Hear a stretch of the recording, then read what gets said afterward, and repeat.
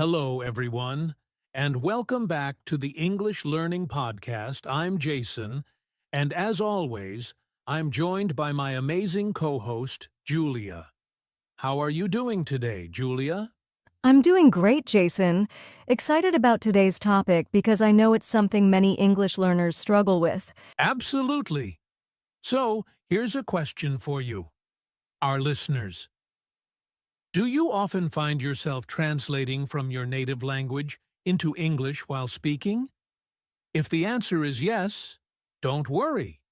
You're not alone. Yes, this is a very common problem. Many learners translate sentences in their heads before speaking, and that slows them down.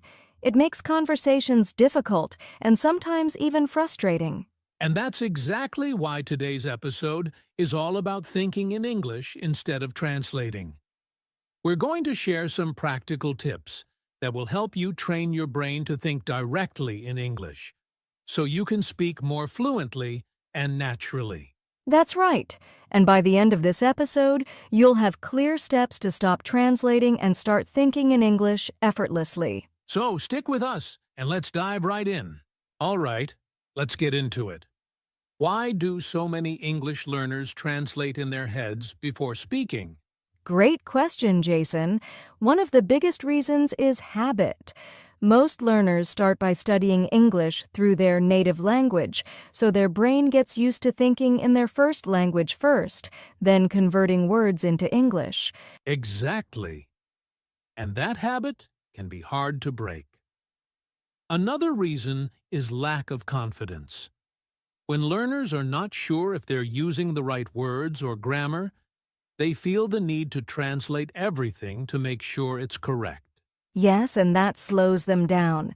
Imagine if you're having a conversation but constantly pausing to translate. By the time you find the right words, the conversation has already moved on. That's so true. It also makes speaking feel stressful instead of natural. And let's not forget about fear of making mistakes. Some learners think if they don't translate, they might say something wrong. Right. But actually, trying to be too perfect makes it harder to improve. Language is all about communication, not perfection. Even native speakers make mistakes, but they don't stop to translate. They just keep going. That's a great point. And here's something interesting. Our brain is naturally wired to learn languages through exposure, not translation. That's how babies learn. They don't translate words. They hear, understand, and use them directly. Exactly. So if we want to speak English fluently, we have to train our brain to think in English instead of relying on translation. And don't worry, we're going to show you how to do that. But before that, let's talk about why thinking in English is so important for fluency. All right, now that we understand why many learners translate in their heads, let's talk about why you should train your brain to think directly in English. Julia, what's one of the biggest benefits of thinking in English? Well, the most obvious one is fluency. When you stop translating, your speech becomes faster and more natural. You don't have to pause and think about every word. You just speak. That's a great point. Think about how native speakers talk. They don't stop and translate. They just express their thoughts instantly. And if you can train your brain to do that, your conversations will feel much smoother. Exactly. Another benefit is better listening skills. When you think in English, your brain gets used to processing English words and phrases quickly, which helps you understand spoken English much better. That's so true. A lot of learners struggle with listening because they're still thinking in their native language. But when you start thinking in English, it becomes easier to catch words, phrases, and even different accents. Right. And here's another benefit: better confidence. When you stop relying on translation, you trust yourself more. You don't get stuck worrying about whether your sentence is perfect. You just communicate naturally. And confidence makes a huge difference. Think about it. When you hesitate and translate, you feel nervous. But when you think in English, you feel more in control of the conversation. Absolutely. And here's something really interesting. Thinking in English also helps with memory and retention. When you learn words and phrases in English and use them in your thoughts, your brain remembers them much better than if you were just memorizing translations. Yes! Instead of memorizing word lists and their meanings in your language, you actually start using the words in real-life situations. That's what makes them stick. So, to sum it up, thinking in English helps you speak faster, listen better, feel more confident, and remember words more effectively. And the best part? Anyone can train their brain to do it. That's right. And in the next section, we'll give you some powerful techniques to help you start thinking in English today. Stay with us. All right, now comes the most important part. How do you actually train your brain to think in English? Julia, where should we start? Let's start with something simple, naming objects around you in English. This is an easy exercise you can do anytime.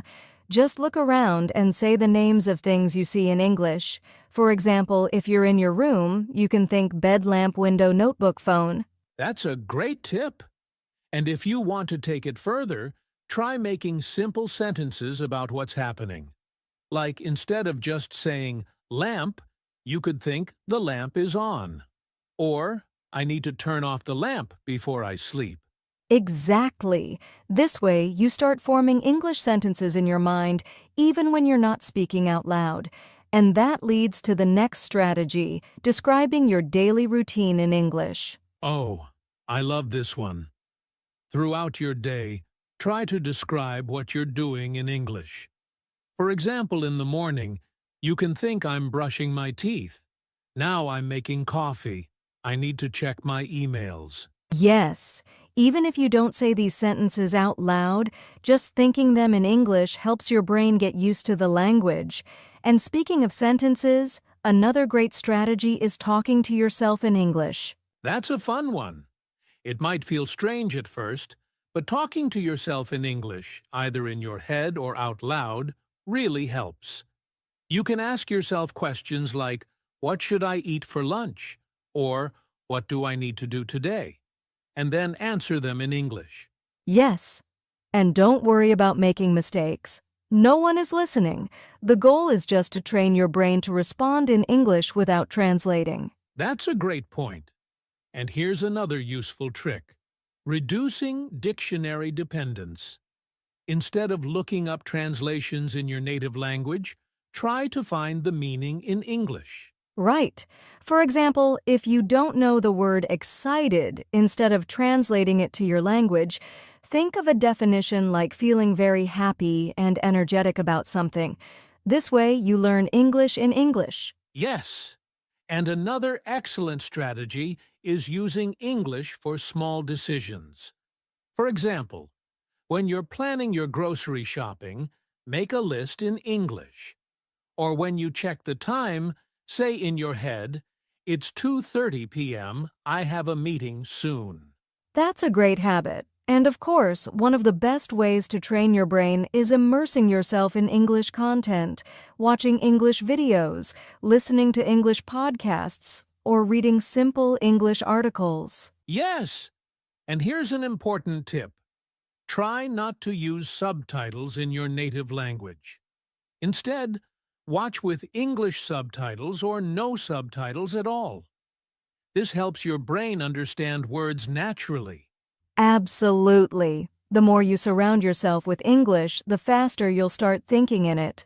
So, to summarize, name objects, describe your actions, talk to yourself, use English definitions, make small decisions in English, and immerse yourself in English content. Exactly. These are powerful techniques, and if you practice them every day, you'll stop translating and start thinking in English naturally. And up next, we'll talk about some common challenges learners face when trying to think in English and how to overcome them. All right, now we know how to start thinking in English, but let's be honest, it's not always easy. Julia, What are some common challenges learners face? One of the biggest challenges is thinking too much about grammar. Many learners worry, am I using the right tense? Is this sentence correct? And that slows them down. That's a great point.